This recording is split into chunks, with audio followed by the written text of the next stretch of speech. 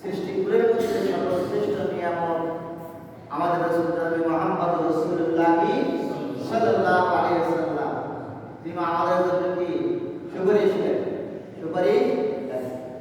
আমরা যে নিয়ামত আমাদেরকে দিয়েছেন আল্লাহ রাব্বুল আলামিন, এজন্য আল্লাহ তাআলা তার হুকুমে জানিয়ে হাবিব এত বড় নিয়ামত আপনাকে এই জমিনের মধ্যে পাঠিয়ে দিলাম।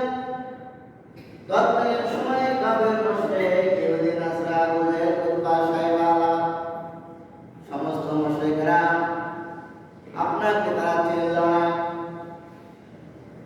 আপনাকে তারা ভালোবাসত না,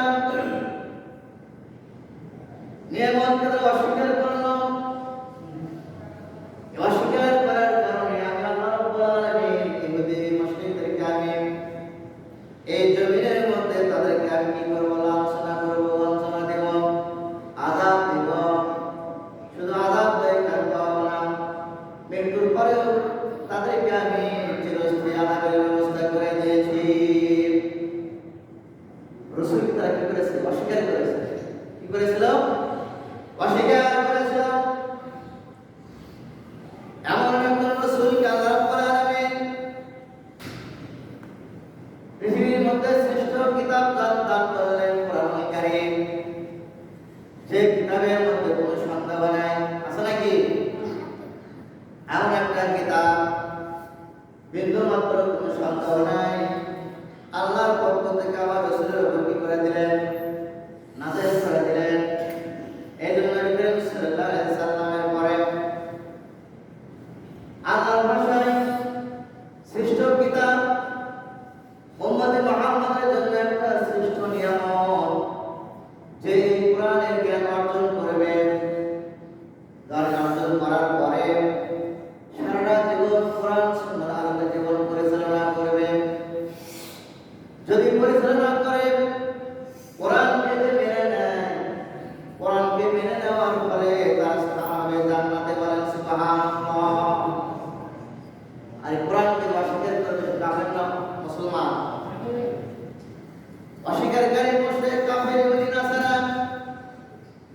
এমন একটা নিয়ামত আল্লাহ রাব্বুল আলামিন আমাদেরকে দিয়ে দিলেন, যে নিয়ামতে একটা হরফ উচ্চারণ করলে 10টা নেকি।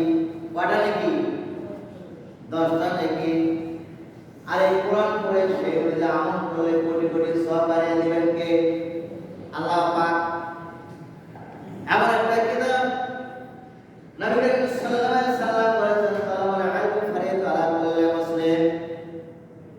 সারা পৃথিবীর মানুষদেরকে আল্লাহ তাআলা রাসূল সাল্লাল্লাহু আলাইহি সাল্লাম ঘোষণা করলেন, কোরআনের ইলম অর্জন করা ফরজ।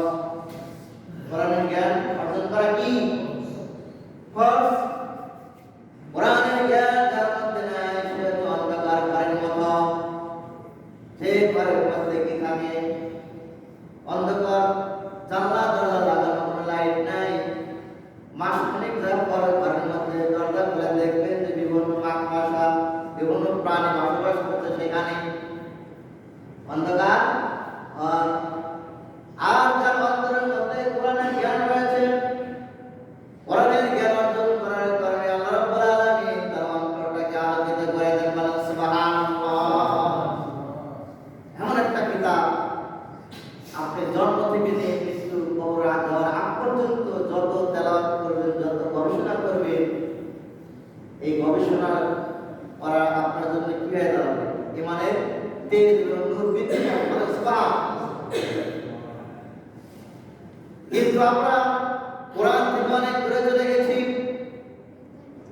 কোরআন পড়ি না। কোরআন পড়ি না তো অবশ্যই কোরআন বুঝিও না, পড়লেও এবং অর্থ সহকারে বুঝি না, তাফসীর করি না, বুঝি না। কিন্তু আমাদের প্রত্যেকটা মুসলমানের ঘরে কোরআন এবং তাফসীর থাকা কি ফরজ?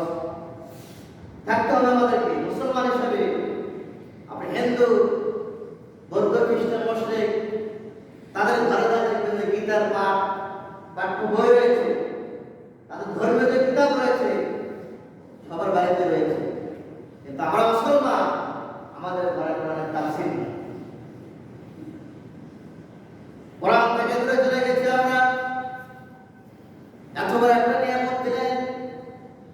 যে কোরআনের সংস্পর্শে আসলে আপনি কিভাবে জান্নাতি মানুষ হয়ে যাবেন। কোরআন মানা মানে আল্লাহকে মানা। কোরআন মানে কাকে মানা? ভাষাটা কার? কোরআনের কথা হচ্ছে কার সঙ্গে কথা হচ্ছে? আল্লাহর সঙ্গে কথা হচ্ছে। এমন একটা নিয়ামত আল্লাহ রাব্বুল আলামিন আমার হাবিবকে দিয়ে দিলেন। এই জন্য কোরআনুল কারীমের জ্ঞানটা হচ্ছে সর্বশ্রেষ্ঠ জ্ঞান, সর্বশ্রেষ্ঠ জ্ঞান। সারা পৃথিবীর মধ্যে শ্রেষ্ঠ, জমিনের মধ্যে, দুনিয়ার মধ্যে শ্রেষ্ঠ ডিগ্রি হচ্ছে নোবেল বিজয়। কি বিজয়? সর্বশ্রেষ্ঠ এই জমিনের মধ্যে ডিগ্রির নাম কি? যে নোবেল পেয়েছে, এরপর আর কোনো ডিগ্রি নাই, আছে নাকি? কথা বলেন না, আছে? যে নোবেল পুরস্কার পেয়েছে, তারপর কিন্তু জমিনের মধ্যে কোনো ডিগ্রি নাই। তাহলে সে নোবেল পাওয়ার পরে তার অন্তরের মধ্যে কোরআনের ইলম না থাকে, তাহলে তার ওই ব্যক্তিটা আল্লাহর দরবারে 5 পয়সা দাম আছে? 5 পয়সা দাম নাই। পৃথিবীর সমস্ত ডিগ্রি অর্জন করেন না কেন? তার দুঃখ নাই কি? দুঃখ যে একটা জায়গা। আপনাকে আপনার অন্তরের মধ্যে কোরআনের জ্ঞান থাকতে হবে। কিসের জ্ঞান? কোরআনের জ্ঞান থাকতে হবে। কোরআনের জ্ঞান যদি না থাকে আপনি ভালো মন্দ কিন্তু বুঝতে পারবেন না। এই জন্য এত বড় একটা নিয়ামত আল্লাহ রাব্বুল আলামিন আমাদেরকে দান করলেন। আমরা যতটুকু চেষ্টা করব, সাধ্য অনুযায়ী আমরা কোরআনের সংস্পর্শে থাকবো, কোরআনের জ্ঞান অর্জন করব। আমরা আস্তে আস্তে যত কোরআনের নসিহত শুনবো এবং কোরআন তেলাওয়াত করব, গবেষণা করব, তাহলে দেখা যাবে আপনি সবচেয়ে বেশি আল্লাহ হয়ে যাবেন। বলেন সুবহানাল্লাহ। আপনার মাধ্যমে কখনো খারাপ কাজ হবে না। কিন্তু দুঃখের বিষয় হলো সত্য যে আপনি জমিনের মধ্যে মনে করেন 100টা সাবজেক্ট রয়েছে, বাংলা, ইংরেজি, অঙ্ক, ম্যাথ, ফিজিক্স, কেমিস্ট্রি, ধরে 100টা সাবজেক্ট রয়েছে। 100টা ব্যক্তি দাঁড় করানো রয়েছে। এর মধ্যে কোরআনের একটা ছাত্র রয়েছে। সারা পৃথিবীর মানুষ দেখবেন যে এই দুনিয়াবি ইলমের সবচেয়ে বেশি মান দিচ্ছে। হয় ইংরেজি, নয় ফিজিক্স, নয় কেমিস্ট্রি, নয় বায়োলজি। কোরআন যে ছাত্র লেখাপড়া করলো, ডক্টরেট পিএইচডি করলো, তার দেশে কোনো গরুর খাপ নাই। কি বলেন? তার মানে বোঝা যাচ্ছে অন্য 99টি যে ডিগ্রি অর্জন করলো ছাত্র, সবে জ্ঞান অর্জন করার প্রয়োজন রয়েছে। যে আল্লাহর পক্ষ থেকে যে ইলমটা আসলো, এই ইলমটা আপনার জন্য সর্বপ্রথম অর্জন করা হচ্ছে ফরজ। তারপর আপনি অন্যান্য ইলম অর্জন করার জন্য বাধা নাই, আছে নাকি? কোনো বাধা নাই। এই জন্য আল্লাহ রাব্বুল আলামিন হাবিবকে আয়াতে কারিমায় জানিয়ে দিলেন, হাবিব আপনার সংস্পর্শে যারা বসবাস করছেন মুশরিক ইহুদিরা, ইন্নাল ইনসানা লিরাব্বিহি লাকানুত, এই কাফের মুশরিকরা কিন্তু অকৃতজ্ঞ। আপনাকে যারা বিশ্বাস স্থাপন করে না, করছে নাকি? বিশ্বাস করে নাই। তা বিশ্বাস না করার কারণ হলো কি? আবু জেহেল যদি কোরআন মানে, তার টার্গেট ছিল কোরআন যদি মানে তাহলে মুহাম্মদকে আমাকে অনুসরণ করতে হবে। অনুসরণ করতে হবে, মুহাম্মদ সাল্লাল্লাহু আলাইহি ওয়াসাল্লামকে অনুসরণ করতে হবে। আমার নেতৃত্ব থাকবে না, নেতৃত্ব থাকবে না। আবু জেহেল এই টেনশনে নবী করিম সাল্লাল্লাহু আলাইহি ওয়াসাল্লাম সমস্ত কথাই কিন্তু জানতো, বুঝতো, কিন্তু কখনো তার কথা হৃদয় থেকে কখনো মেনে নেয় নাই। যার কারণে মুশরিক হয়ে ইহুদিরা কাফের হয়ে এই জমিন থেকে ছিঁড়ে বিদায় হয়ে গিয়েছে। আল্লাহ রাব্বুল আলামিন আমাদেরকে এই জমিনের মধ্যে আসার মাধ্যম সৃষ্টি করে দিয়েছেন। আমাদের আদি পিতা আদম আলাইহিস সালাম, আব্বা জান, আম্মা জান হাওয়া আলাইহিস সালামের মাধ্যমে আমরা এই জমিনের মধ্যে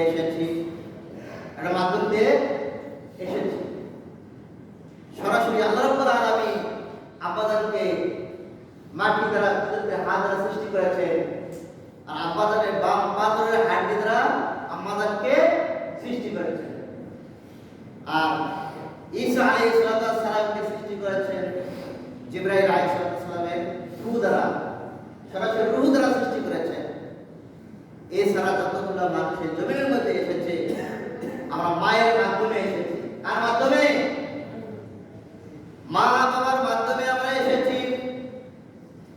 কোরআন সুন্নাহর আলোকে আলোচনা করলে বলা যায়, নবী করিম সাল্লাল্লাহু আলাইহি সাল্লাম বলেছেন, মায়ের পদতলে সন্তানের বেশ, মায়ের পায়ের নিচে কার বেশ? তো সন্তানের বেশ। এত বিশাল নিয়ামত দিলেন আল্লাহ রাব্বুল আলামিন, কিন্তু এই নিয়ামতকে আমরা কি করছি? নিয়ামতের শুকরিয়া আদায় করছি না, অর্থাৎ খেদমত করি না। আমরা বাবা মার খেদমত করি না। জান্নাত কামাই করতে হলে বাবা মার খেদমত করতে হবে। নবী করিম সাল্লাল্লাহু আলাইহি ওয়াসাল্লাম বলেছেন, তোমার বাবা মা যদি খুশি থাকে তাহলে জান্নাত, আর যদি নারাজ থাকে তাহলে জাহান্নাম। কঠোর ভাষায় বলেছেন নবী করিম সাল্লাল্লাহু আলাইহি ওয়াসাল্লাম বলেছেন, মায়ের বিষয়ে তিনটি বিষয় কথা বলেছেন। কয়টি বিষয়? সাহাবায়ে কেরাম জিজ্ঞাসা করলেন, ইয়া রাসূলুল্লাহ, ইয়া হাবিবাল্লাহ, আমাদের বান্দার বেশি কে? বলছে, উম্মুকা, তোমার মা। দ্বিতীয় বলছে, উম্মুকা, তোমার মা। তৃতীয় বলছে, উম্মুকা, তোমার মা। চতুর্থ বলছে, আবিকা, তোমার পিতা। তাহলে এই জমিনের মধ্যে সর্বশ্রেষ্ঠ, যার মাধ্যমে জমিনের মধ্যে আমরা আসলাম, এমন দুইজন মানুষ, জান্নাতি মানুষ। নবী করিম সাল্লাল্লাহু আলাইহি ওয়াসাল্লাম বলেছেন, নেক নজরে তাকালি একটা কবুল হজের সওয়াব তোমার আমলনামায় লেখা হয়। বলেন সুবহানাল্লাহ। বিভিন্ন কোন মানুষের শানে বলেছে, রাসূল কার শানে বলেন নাই। সাহাবায়ে কেরাম জিজ্ঞাসা করে, ইয়া রাসূলুল্লাহ, ইয়া হাবিবাল্লাহ, আমাদের 100 বার তার দিকে নেক নজরে তাকাই। নবী করিম সাল্লাল্লাহু আলাইহি সাল্লাম বললেন, আমার সাহাবারা শোনো, 100টা কবুল হজের সওয়াব তোমার আমলনামায় লেখা হয়। বলেন সুবহানাল্লাহ। এটা কিন্তু কম নিয়ামত নয়। জমিনের মধ্যে জান্নাত অর্জন করতে হলে পিতামাতার খেদমত করতে হবে। পিতামাতার খেদমত করে কেউ জান্নাতে যাওয়ার কোনো সুযোগ নাই। পিতামাতা যদি মুশরিক হয় তাহলে খারাপ ব্যবহার করা যাবে না। সে গর্ভধারিণী আমার মা, আমার পিতা, জন্মদাতা, যার মাধ্যমে জমিনের মধ্যে আমরা এসেছি, এমন একটা নিয়ামত আল্লাহ রাব্বুল আলামিন আমাদেরকে দিয়ে দিলেন যে আমার ইবাদতের পরে খেদমত করবে কার? পিতামাতা। কার? পিতামাতা। এমন বিশাল নিয়ামত দিলেন আল্লাহ রাব্বুল আলামিন। আমাদের দেহের মধ্যে অনেকগুলো অঙ্গ প্রত্যঙ্গগুলো রয়েছে, আমরা এই নিয়ামতের কিন্তু শুকরিয়া আদায় করছি না। আমাদের দুটো চক্ষু দিয়েছে। কয়টা চক্ষু? দুইটা চক্ষু দিয়েছে। যদি আল্লাহ রাব্বুল আলামিন একটা চক্ষু দিতেন তাও দেখতে পাইতাম না। আল্লাহ তাআলা এমন করে সুন্দর করে কাঠামো দিয়ে মানুষকে সৃষ্টি করলেন, নিখুঁত ভাবে। বলেন সুবহানাল্লাহ। এত সুন্দর চেহারা দিলেন। তাহলে এই সুন্দর দুটি চোখ দিয়েছে শুধু কোরআন তেলাওয়াত করার জন্য, হাদিস তেলাওয়াত করার জন্য, কোরআন হাদিস গবেষণা করার জন্য, এক কথায় ভালো কাজ দেখার জন্য আল্লাহ তাআলা দুটো চোখ দিয়েছে। ভালো জিনিস দেখার জন্য, ভালো কাজ যদি অর্জন করতে পারি তাহলে এই চোখের শুকরিয়া আদায় হবে, নিয়ামত আদায় হবে। আর যদি এই দুইটা চক্ষু দ্বারা আমি কি দেখি? মহিলা মানুষকে দেখি, সিনেমা দেখি, যাত্রা দেখি, অর্থাৎ হারাম যেগুলো জিনিস রয়েছে, শরীয়তে নিষেধ রয়েছে, এগুলো নিষেধ যদি জিনিস দেখি ওই চক্ষু দ্বারা, তাহলে কিন্তু আপনি এই যে চোখটা আল্লাহ রাব্বুল আলামিন দিলেন, এই চোখের কিন্তু নিয়ামত আপনি আদায় করতে পারলেন না। এই চোখ দিয়েছেন কি জন্য আল্লাহ রাব্বুল আলামিন? এমন একটা নিয়ামত দিলেন, এই সুন্দর দেহ দিলেন, এমন জ্ঞান দিলেন আল্লাহ রাব্বুল আলামিন। কোরআনের ইলম অর্জন করবেন আপনি, কোরআনের জ্ঞান অর্জন করে আপনার জীবনটাকে আপনি সুন্দরভাবে গঠন করবেন। কিন্তু কোরআনের জ্ঞান আপনি অর্জন করলেন না, তার ক্ষতির মধ্যে পড়ে গেলেন।